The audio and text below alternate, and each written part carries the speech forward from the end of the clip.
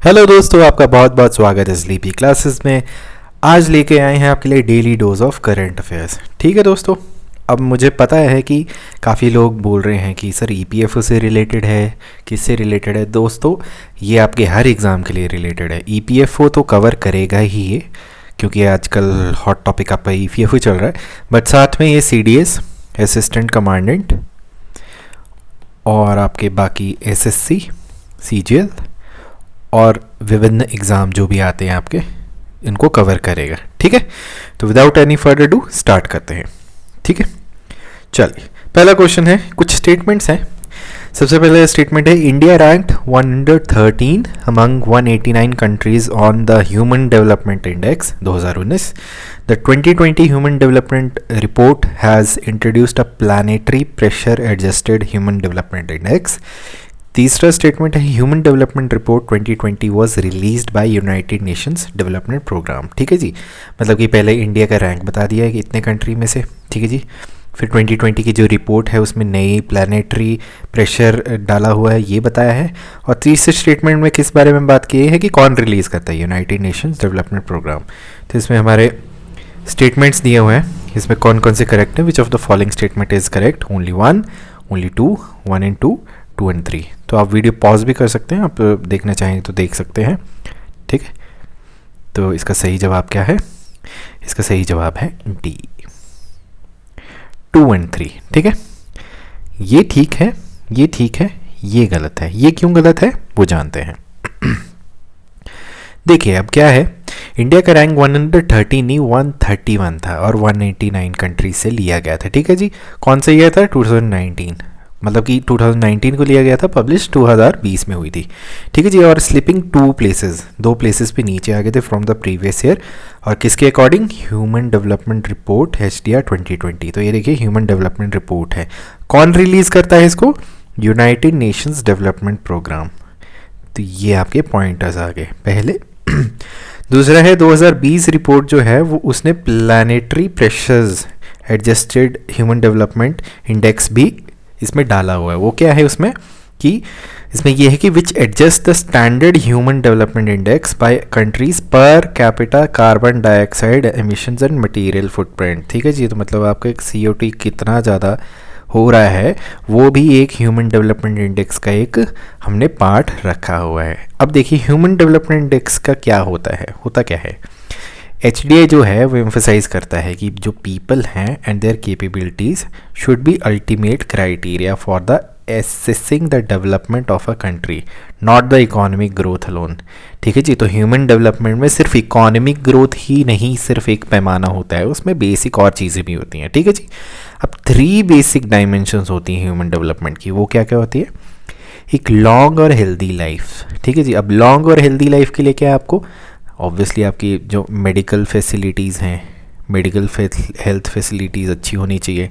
ठीक है जी, और इसमें क्या क्या आता है आपका, फिर आपके बाकी जितने भी आपका डेथ रेट हो गया, बर्थ रेट हो गया, ठीक है जी, मोर्टेलिटी, ये जितनी भी चीज़ें हैं वो सारी की सारी जो हैं अच्छी होंगी तो लॉन्ग एंड हेल्दी लाइफ आएगा। ठीक है जी, तो ये आ गया। फिर आता है एक्सेस टू नॉलेज। अब एक्सेस टू नॉलेज में क्या आता है? स्कूल्स, हमारे जितने भी स्कूल्स हैं, ठीक है जी, ड्रॉप आउट्स कितने हो रहे हैं, पास कितने हो रहे हैं, हायर एजुकेशन में कितने जा रहे हैं, मॉरल एजुकेशन कैसी है, ये सब इसका एक पैमाना आ गया। ठीक है जी, और फिर तीसरा क्या है? A decent standard of living.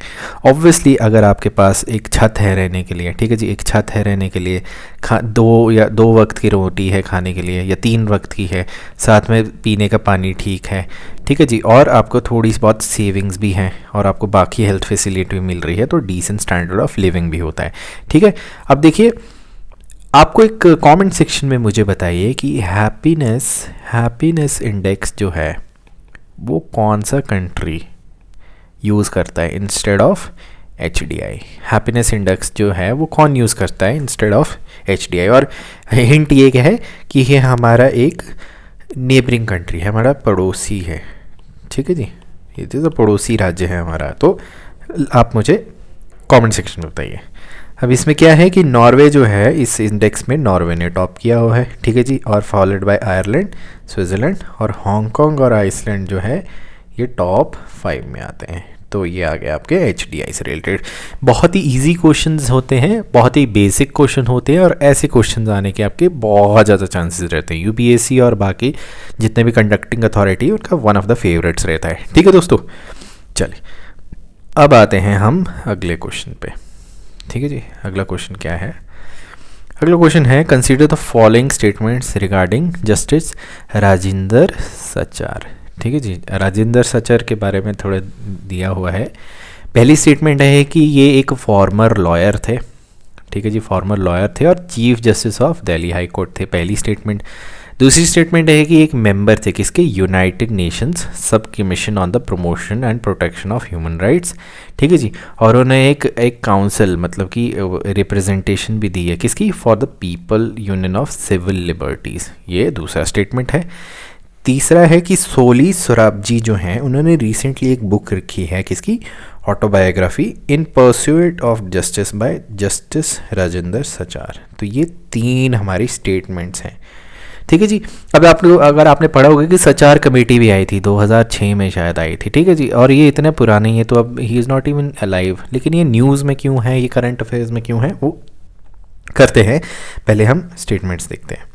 Which of the following statements is are correct, only 1, 2 and 3 only, 1 and 3 only, all of the above. तो आप ऊपर देख सकते हैं, पॉज भी कर सकते हैं। तो इसका सही जवाब क्या है, all of the above, D.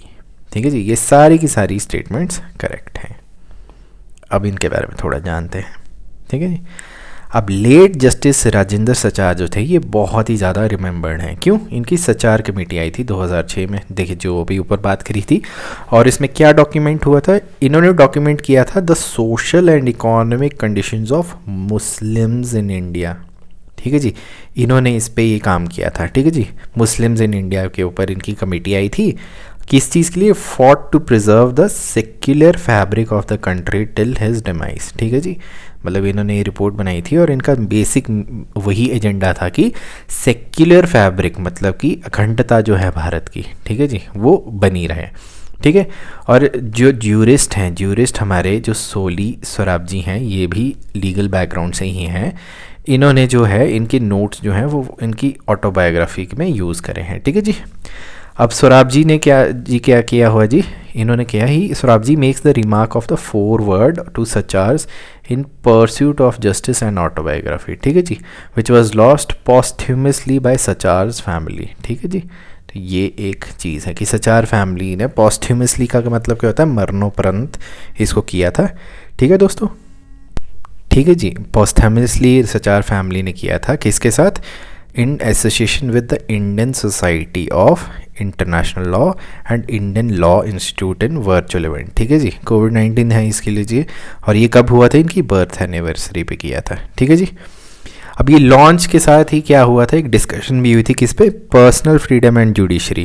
ठीक है जी, ये एक डिस्कशन भी हुई थी जिसमें कि पैनलिस्ट थे हमारे justice retired Madan B Lokur, senior lawyer थे मुकुल रोहतागी। ठीक है जी, कमेंट सेक्शन में बताइए मुकुल रोहतागी जी कौन थे। ठीक है जी, और कपिल सिब्बल जी, और सोशल एक्टिविस्ट मेधा पाटकर। तो ये इंपॉर्टेंट हो जाता है। चलिए, सचार जी ने, और भी है इसमें, सचार जी ने सचार कमेटी की थी कॉन्स्टिट्यूट। ठीक है जी, गवर्नमेंट ऑफ इंडिया की, जिन्होंने रिपोर्ट किस चीज़ पे सबमिट करी थी, social economic and educational status of Muslims in India पे। ठीक है जी, और 17 नवंबर 2006 में इन्होंने प्रेजेंट की थी रिपोर्ट, और रिपोर्ट का नाम क्या था, report on social economic and educational status of Muslim community in India. और उस टाइम पे प्राइम मिनिस्टर कौन थे, हमारे मनमोहन सिंह जी थे। ठीक है, चलिए तीसरे क्वेश्चन पे आते हैं। तीसरा क्वेश्चन है, ये अब स्टेटमेंट्स दी हुई हैं, end of train telemetry EOTT system है। ठीक है जी, इसकी स्टेटमेंट्स दी हुई हैं। पहली स्टेटमेंट है, ये this system is device to make cutting edge technology for operation of trains without brake van and guards. ठीक है, ये मतलब कि एक इस तरीके से कि जिसमें ब्रेक वैन नहीं है ज़रूरत और गार्ड्स के बिना ये ही ब्रेक लग जाएगी। ठीक है जी, दूसरा है कि साउथ कोस्ट रेलवे जो है वो फर्स्ट जोन बना था जिन्होंने EOTT सिस्टम को अडॉप्ट किया था। तो अब इसमें से फॉलोइंग स्टेटमेंट कौन सी करेक्ट है, only 1, only 2, both 1 and 2, none of the above. तो इसका सही जवाब क्या है, इसका सही जवाब है ओनली 1। ठीक है जी, ये करेक्ट है, ये गलत है, साउथ जोन नहीं था। कौन सा जोन था, देखते हैं। अब देखिए ईस्ट कोस्ट रेलवे जो है उन्होंने कमीशन किया था end of train telemetry EOTT system जो है, जिसका क्या मतलब है, रन ट्रेन्स विदाउट गार्ड्स, ठीक है जी। और ये पहला फर्स्ट रेलवे जोन है कंट्री का to use the cutting edge technology for operation of trains, मतलब without brake van and guard. अब देखिए आपको पता होगा कि ब्रेक वैन जो है आगे भी होती है पीछे भी होती है, ठीक है जी, ताकि ट्रेन जो है वो रुक जाए, ठीक है जी। अब EOT सिस्टम में बेसिकली क्या क्या होता है, हेड ऑफ द ट्रेन होता है, ठीक है जी, hot fitted in the locomotives, ठीक है जी, और end of the train fitted in the last vehicle, मतलब कि लोकोमोटिव्स में फिट किया हो जाता है और लास्ट में फिट किया जाता है। अब देखिए अब यहाँ से ब्रेक लगाएंगे तो ट्रेन नहीं रुकेगी, तो आपको दोनों साइड ही रोकना पड़ता है, यहाँ से भी रुकेगा यहाँ से भी रुकेगा, तो तभी ट्रेन रुक सकती है। मैं साइंस से नहीं हूँ, मेरा साइंस का बैकग्राउंड नहीं है, but very common sense, okay, ठीक है जी। अब EOTT के पास क्या है, ग्लोबल पोजीशनिंग सिस्टम भी है, GPS मॉड्यूल भी है, और उसमें क्या करता है, इसकी वजह से ये इंडिकेट करता है लोकेशन ऑफ ट्रेन।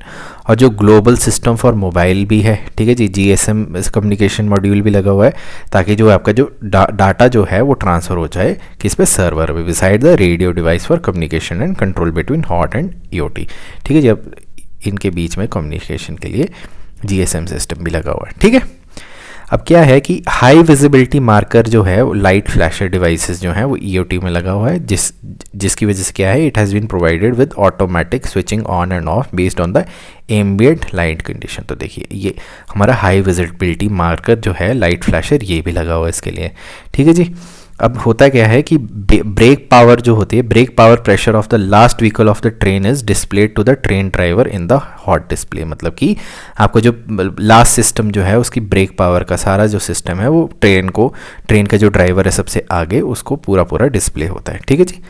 और जो ड्राइवर जो है he can confirm brake power pressure drop in the train up to last vehicle during the application of air brake, मतलब कि एयर ब्रेक जब यूज़ होगा तो ड्राइवर के लिए पूरी सहूलियत रहेगी कि पीछे कितना प्रेशर है और क्या है, और उस हिसाब से वो रिमोटली जो है प्रॉपरली जो हॉट डिस्प्ले दिया हुआ है ना, हॉट जो हमने ऊपर बात करी वो प्रॉपरली दिया हुआ है इसमें। अब इस सिस्टम क्या करता है, this system allows to apply emergency brake to be applied from last vehicle of the train by opening a valve in EOT remotely from the cab of locomotive, ठीक है जी। तो मतलब कि emergency brake जो है वो लास्ट व्हीकल से आराम से हम कर सकते हैं। अब इसमें क्या है कि it has the provision for automatic application of train emergency air brake also from rear, मतलब कि आपकी ऑटोमेटिक एप्लीकेशन जो है इमरजेंसी ब्रेक की वो भी हो जाती है लास्ट वाले उससे, ठीक है जी, जब emergency train air brake apply की जाती है लोको पायलट से, मतलब कि लोको पायलट ने आगे अगर इमरजेंसी ब्रेक लगाई तो पीछे भी ऑटोमेटिकली हो जाएगी, ठीक है जी। और जो simultaneously application of brake from front and rear will reduce the braking distance and time of the controlling train. देखिए अब जैसे लंबी ट्रेन है, ये 1 2 3 4 करके 20-25 वो हैं, तो आगे से भी ब्रेक लग रही है पीछे से भी लग रही है, और देखिए क्योंकि डिस्टेंस बहुत है तो ये बिल्कुल ही एक अच्छी तरीके से हो जाएगी कि जो आपकी ब्रेक है वो एफिशिएंटली काम करेगी, ठीक है दोस्तों। तो दिस वाज अबाउट दिस। चलिए अब चौथे क्वेश्चन पे आते हैं। चौथा क्वेश्चन क्या है कि रिसेंटली, आंसर भी दिखा दिया मैंने, हाँ कल भी ऐसे किया था मैंने। Recently which app international version जो है वो आपका जो है इंटरनेशनल वर्जन वाज लॉन्च्ड, ठीक है जी। तो ये किसका है, इसका है जवाब उमंग, ठीक है जी, उमंग ऐप है, ठीक है। अब उमंग के बारे में करते हैं। अब क्या हुआ कि on the completion of 3 years of Umang app क्या है, unified mobile application for new age governance, ठीक है जी, unified application for new age governance, ठीक है जी। अब ये क्या है कि इंटरनेशनल वर्जन इसका हमने ऑफ़र कर दिया है, ठीक है जी। बहुत पुरानी ऐप है लेकिन अब इसका इंटरनेशनल वर्जन जो है वो लॉन्च कर दिया है। अब ये इंटरनेशनल वर्जन जो है किस किस कंट्री के लिए, सिलेक्टेड कंट्रीज़ हैं, वो कौन कौन से, USA है, UK है, कनाडा है, ऑस्ट्रेलिया है, UAE है, नीदरलैंड्स है, सिंगापुर है, ऑस्ट्रेलिया है, न्यूजीलैंड है, ठीक है जी। आप देख सकते हैं कि हमारा जो डायस्पोरा है, अब बताइए डायस्पोरा का मतलब क्या होता है, इंग्लिश का क्वेश्चन निकाल रहा हूँ, ठीक है। जो हमारा डायस्पोरा है वो यहाँ पे सबसे ज़्यादा बसा हुआ है, इंडियन डायस्पोरा, तो इसलिए वो वहाँ पे लॉन्च किया हुआ। और it will help Indian international students NRIs and Indian tourist abroad to avail government of India service any time. तो ये उमंग ऐप लॉन्च कर दी इंटरनेशनली, ठीक है जी। अब जो ऐप जो है it will also help in taking India's to world through Indian culture service, ठीक है जी। जो कि उमंग ऐप में अवेलेबल है, और ये क्रिएट करेगी interest among foreign tourist to visit India. ठीक है जी। एडिशनली क्या है, गवर्नमेंट ने अनाउंस किया है कि it has announce that it is integrating common service centres into Umang app, मतलब कि कॉमन सर्विस सेंटर्स भी निकाल रहे हैं। अब उमंग ऐप जो है ये डेवलप किसने करी है, ministry of electronics information technology और नेशनल ई गवर्नेंस डिवीज़न जो है इन्होंने लॉन्च करी है to drive mobile governance in India. ठीक है, तो this was about Umang app. और उमंग ऐप जो है वो प्रोवाइड करते हैं एक single platform for all citizen to access pan India e government. तो this was all about Umang app. चलिए अब पांचवें क्वेश्चन पे आते हैं। पांचवा क्वेश्चन क्या है, पांचवा क्वेश्चन है कि consider the following statements regarding DRDO. ठीक है जी। तो पहली स्टेटमेंट क्या है, पहली स्टेटमेंट ये है कि defence research and development organisation जो है एक प्रीमियर एजेंसी है, किसके अंतर्गत, डिपार्टमेंट ऑफ डिफेंस रिसर्च और development under the ministry of science and technology. ये पहली स्टेटमेंट दी है। दूसरी स्टेटमेंट दी है कि ये इन्होंने अभी रिसेंटली कोविड-19 की एंटीबॉडी डिटेक्शन किट डिप्कोवैन डेवलप करी है। तीसरी है कि डीआरडीओ का हेडक्वार्टर जो है वो कहाँ सिचुएटेड है, चेन्नई में। तो इसका 3 ऑप्शंस दिए हुए हैं, which of the following statement is correct. तो इसका सही जवाब क्या है, इसका सही जवाब है बी, ओनली 2। ठीक है दोस्तों, ओनली 2 ये करेक्ट है, ये गलत है, ये भी गलत है। वो क्यों है अब जानते हैं। देखिए अब जो हमारी डीआरडीओ है, defence research and development organisation, एक प्रीमियर एजेंसी है under department of defence research and development. ठीक है, एंड डेवलपमेंट, लेकिन किसके अंतर्गत आता है, मिनिस्ट्री ऑफ डिफेंस के अंदर आती है, ministry of science and tech के अंडर नहीं आती। ठीक है जी, गवर्नमेंट ऑफ इंडिया की। और इसको किस चीज़ के साथ चार्ज किया गया है, मिलिट्रीज रिसर्च डेवलपमेंट, एंड इसका हेडक्वार्टर कहाँ है, दिल्ली में, चेन्नई में नहीं। ठीक है जी। अब डीआरडीओ ने क्या किया, डेवलप्ड कोविड-19 एंटीबॉडी डिटेक्शन किट। अब टेस्टिंग किट का नाम क्या है, डिप्कोवैन। ठीक है जी। और इसने ये क्या है कि 75 मिनट में ये test without any cross reactivity of other disease का है, मतलब कि 75 मिनट्स में पूरा रिजल्ट दे देगा। ठीक है जी।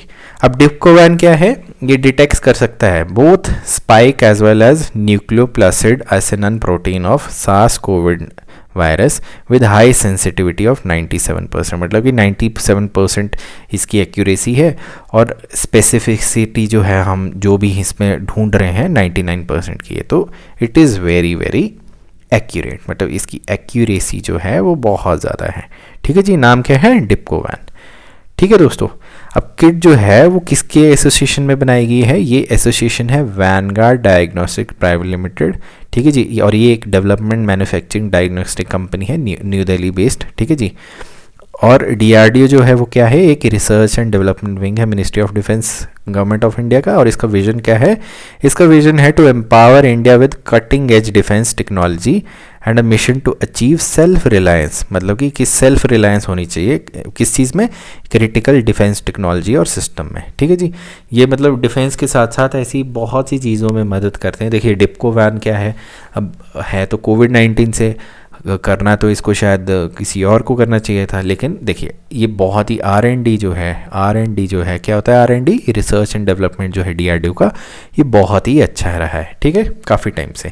तो ये हमारे आर्म्ड फोर्सेस के लिए, ठीक है, state of art weapon system बनाता है इन अकॉर्डेंस किसके साथ, requirement led by the 3 services, मतलब कि Indian army, Indian navy, Indian air force, इन्होंने अपनी जो रिक्वायरमेंट्स देते हैं डीआरडी को, उसी के हिसाब से डीआरडीओ काम करता है। अब डीआरडीओ के बारे में जानते हैं कि फॉर्म कब हुआ था, क्या है इसका।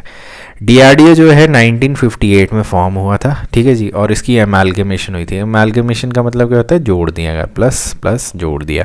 ठीक है जी। और उस टाइम पे क्या होता था, टेक्निकल डेवलपमेंट एस्टैब्लिश विंग होता था इंडियन आर्मी का, और directorate of technical development and production wing होता था। ठीक है जी। और इसको डिफेंस साइंस ऑर्गेनाइजेशन के साथ जोड़ दिया, और फिर क्या बना, डीआरडीओ बन गया। ठीक है दोस्तों।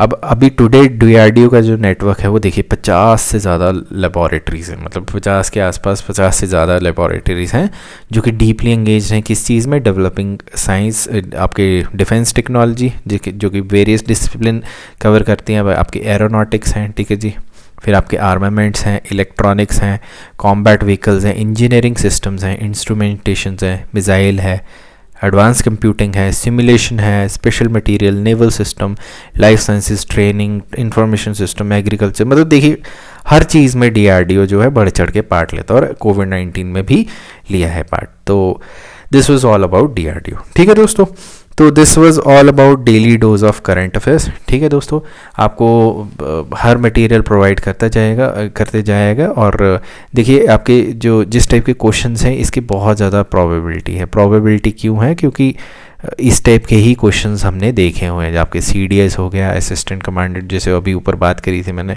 ठीक है जी, ईपीएफओ में भी। और ये जो आपके क्वेश्चन हैं ये मतलब जो मैंने लिए हैं ये जनवरी 2020 से लेके अभी तक, मतलब अभी क्या है जून 2021 तक, इनके बीच में लिए गए हैं। ठीक है जी, और ये काफ़ी वेल रिसर्च्ड हैं और इस टाइप के क्वेश्चंस पूछने के बहुत ज़्यादा चांसेस रहते हैं। तो इनको आप रिवाइज़ करते रहिए, खुद भी पढ़ते रहिए, अपना ख्याल रखिए, टेक केयर, बाय बाय।